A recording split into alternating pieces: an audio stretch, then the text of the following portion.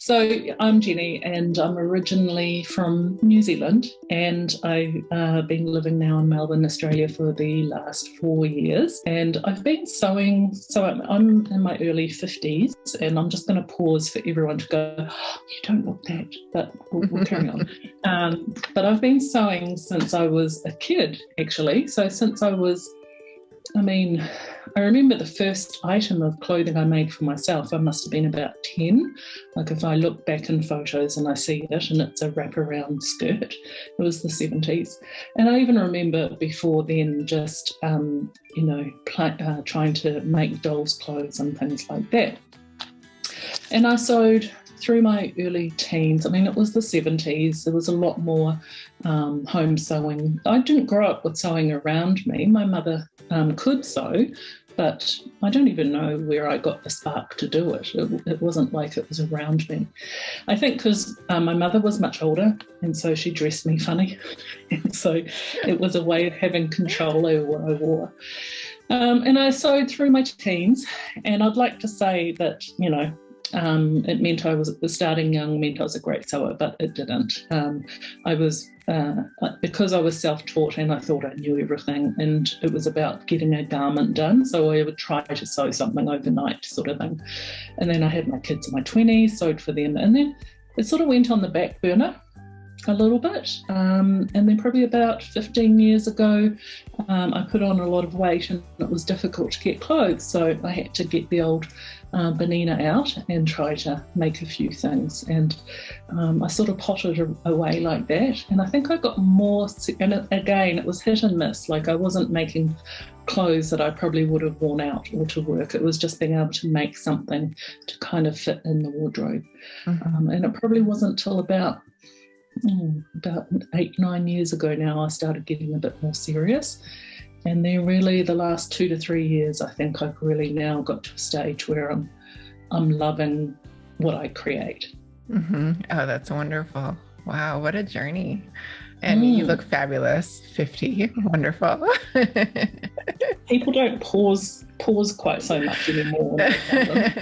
Oh. Wow, really amazing. So you have a lot of years of experience, a pause in there, and then you've come back to it. Yeah, we use the word experience lightly. It's a bit like being a home cook versus a chef or being a quality cook, right? It was just something I did, and I didn't have the patience or anything to try and think about getting better, because if we think back to sort of the 70s and 80s, the resources were fusty old books or our pattern instructions, and it was really easy to kind of do it your way and feel that you'd done it better. Mm-hmm. Yep. Yeah, for sure. Now you've taken the Making a Moulage with the GRD Method course, and I would love to hear your thoughts about it. What was your experience? It was kind of life-changing in a way. It was like the Narnia wardrobe door for me of being on one side and then stepping through to this realm where I've had even more control over what I've made. So the way that it came about was I took it last year, so 2020. Here in Melbourne, we started the COVID and a little bit of lockdown. Then we had still working from home restrictions, but a little bit of movement for a little bit. So I'd actually signed up for a local bodice drafting course. Okay. Then we got full lockdown and we couldn't go anywhere or do anything. And I think I'd just seen your course come up on Instagram. So I decided to do that because I wasn't very busy with work. And so I was like, okay, I've got to challenge myself somehow. Mm-hmm. And I didn't know what to expect, in all honesty. And I pick things up quickly, and I'm fairly good at learning things, but I've always had a block with pattern drafting. Mm-hmm. And so I was just like, oh, well, it's the year to challenge. And so my only expectation and the only thing I wanted to get out of it was possibly the moulage for my dressmaker's dummy. Mm-hmm. I thought, if that's just one thing I get out of it, that's fine. I was like, I doubt that I'm going to draft my own patterns. I can't see me doing that. It just seems like a whole layer of crazy that I don't want to go down. But I just took it step by step, and I would get through one step all at once, so like the measuring. Then I would park that for a couple of weeks, and then I'd get through all the drafting, and then I'd park that, and then I'd got through to that. And then I think just the feeling of having the moulage, something that fitted me. And I was super suspicious, and I don't know if you remember, I'd be like, are you sure this is going to work for plus size bodies and things like that, because nothing often does, right? We're often excluded from everything. And so being able to create something that was me it was mind-blowing. So the first thing I did was make a skirt. I was actually already in the process of making the skirt from a pattern, but I was like, okay, and I pinned the fit on my moulage, on my dressmaker's dummy, and I've never had a skirt fit me like that. And I wore it, I think I went for a walk to pick something up, and it's sort of a straight skirt, and it's the first skirt in my life that didn't do the corkscrew around my body. So whether it was even back when I wasn't plus size, because nothing ever fitted properly, but I had no clue. And it was the first time I've had something that fit me, and I was like this the whole walk. I'm like, what?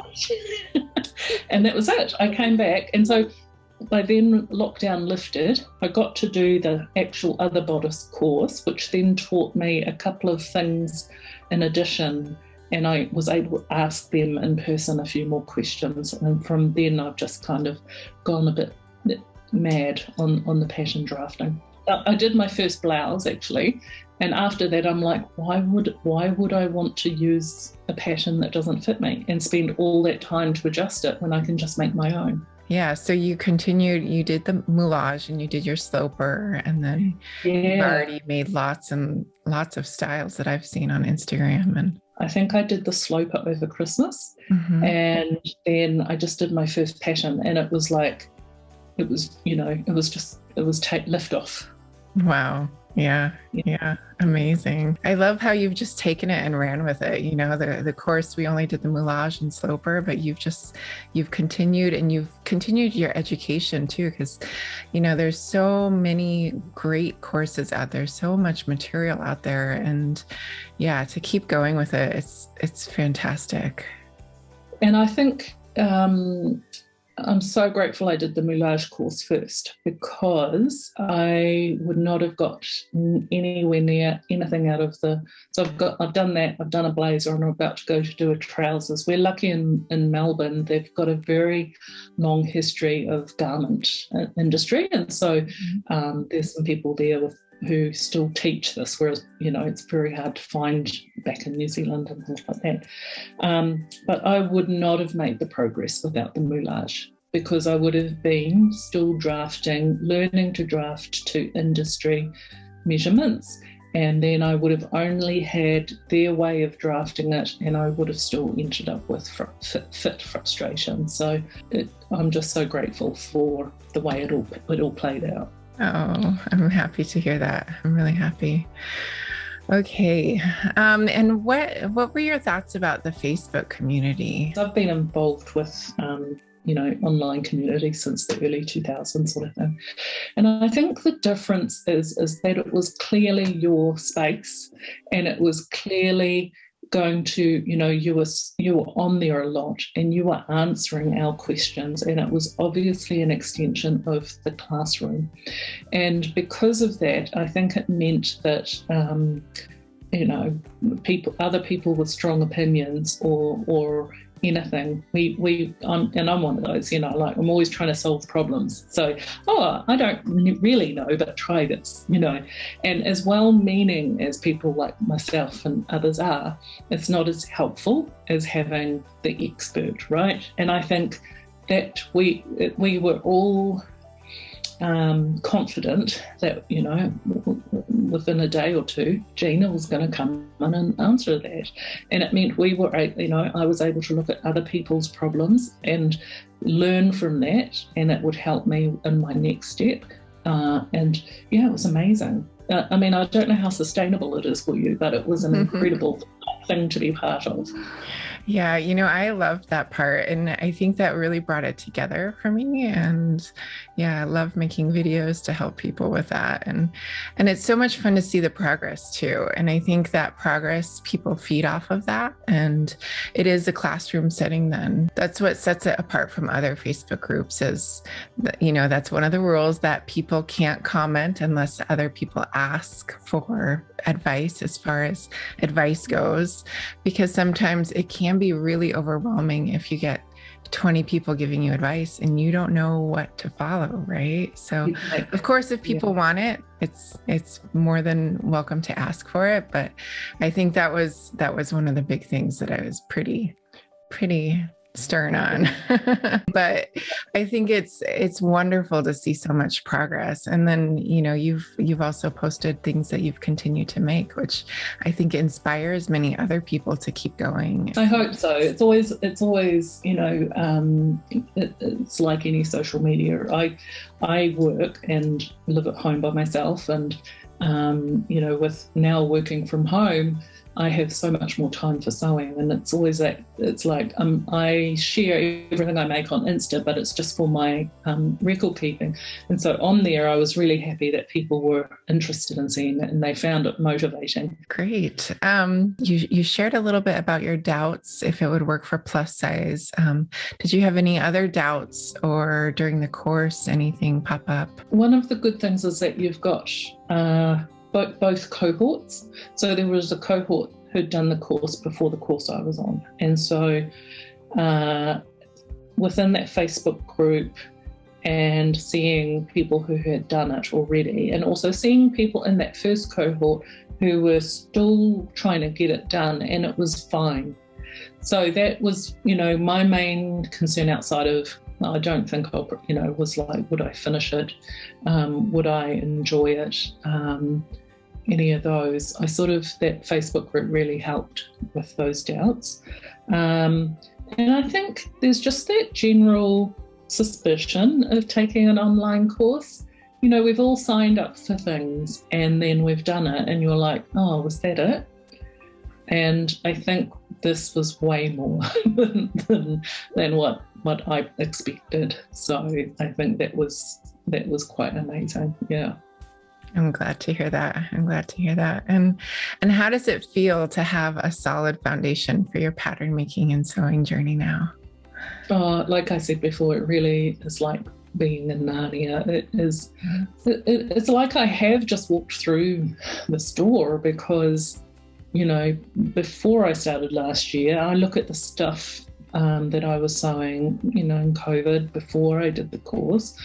And I'd been working on my sewing techniques, and while I think they're really well made, they're poorly fitted.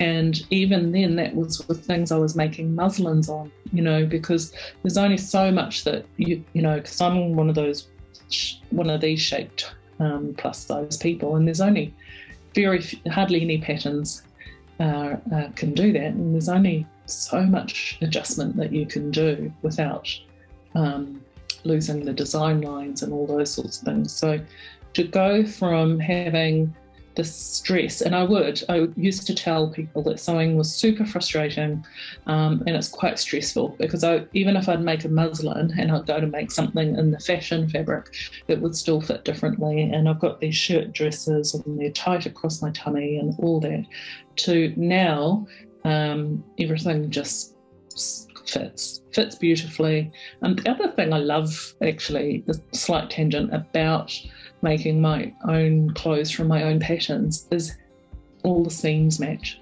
You know, and when you're adjusting patterns, or even, I don't know, when they're grading the larger pattern, you know, to the larger sizes, I don't know whether they lose something, but I'm like, what? My seams just matched. That never happens.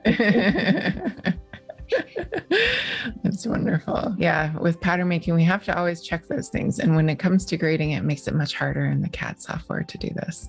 But a good pattern maker should always check all the sizes in case you're listening. Okay. So if you could give anyone any advice about sewing or pattern making, or anyone who's learning to sew or even already in their sewing journey, what kind of advice would you give?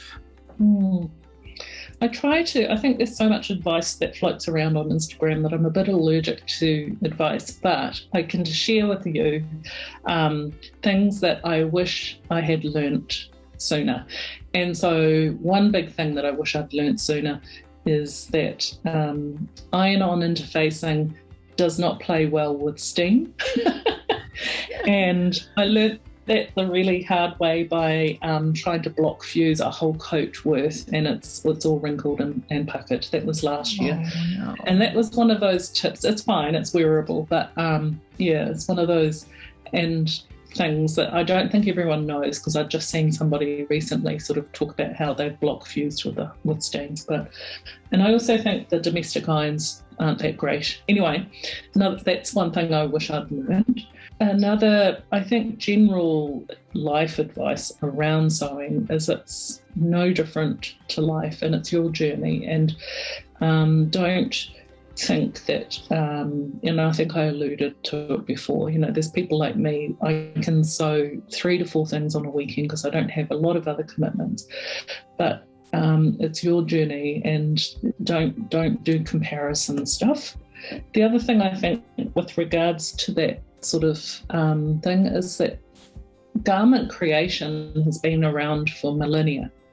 And there's people who've come from the home sewing background. There are people like yourself who've come from the commercial background. And then there are people who might have come from a costume. So there's more than one way of doing things. So don't get stuck in I've seen a few people who talk about this method on Instagram, therefore it's the right method. So, pick and choose and just keep going on your own personal sewing journey. And if it's sometime you put it down and you don't do it anymore, that's also okay. Mm-hmm. It's always a learning process. And you're right. There's not one right method. There really isn't. And I think that's what's really important, is to continue to try other methods too, and keep learning. And I mean, it's amazing how much we can learn from each other, especially now with YouTube and social media. There's so much out there. And we are at such an advantage nowadays compared to before. So amazing, it really is. And I think actually that was one of the things about your doing the Moulage method and pattern drafting, is that it's the foundation that you deviate from, versus all these other things that I see people online struggle with, where they're having to do this adjustment, this dowager hump adjustment, or my sloping back, and they've all these adjustments have names that are about your body not being good enough, whereas it's like, I've got my body and I've got my body shape, and I don't need to do any of this. It's not my fault. It's my pattern. Yes, your body's perfect. Exactly. Yeah. All right. Well, thank you so much. It's been absolutely wonderful talking to you, Genny. I really appreciate it. And if people want to follow you or connect with you, you're on social media. Yeah, I'm just on Instagram, and it's 3rd Gen, so 3RD _GEN and it's predominantly I predominantly just share the things I make on my posts, and in the stories you might see a little glimpse of Melbourne life, or you might see something in progress, but I generally don't share much of my process, because I don't have time to stop. When I'm sewing, there's no time to stop. But what a wonderful way to have a portfolio too, to be able to document all of those things. That's wonderful. Yeah, I found that really good actually at the end of last year, was to be able to kind of go back and go, wow, look how far I've come. So yeah, that's what I love about it actually. That's wonderful. Well, thank you so much, Genny. Yeah, my pleasure. Lovely to chat, Gina. Yes, you too.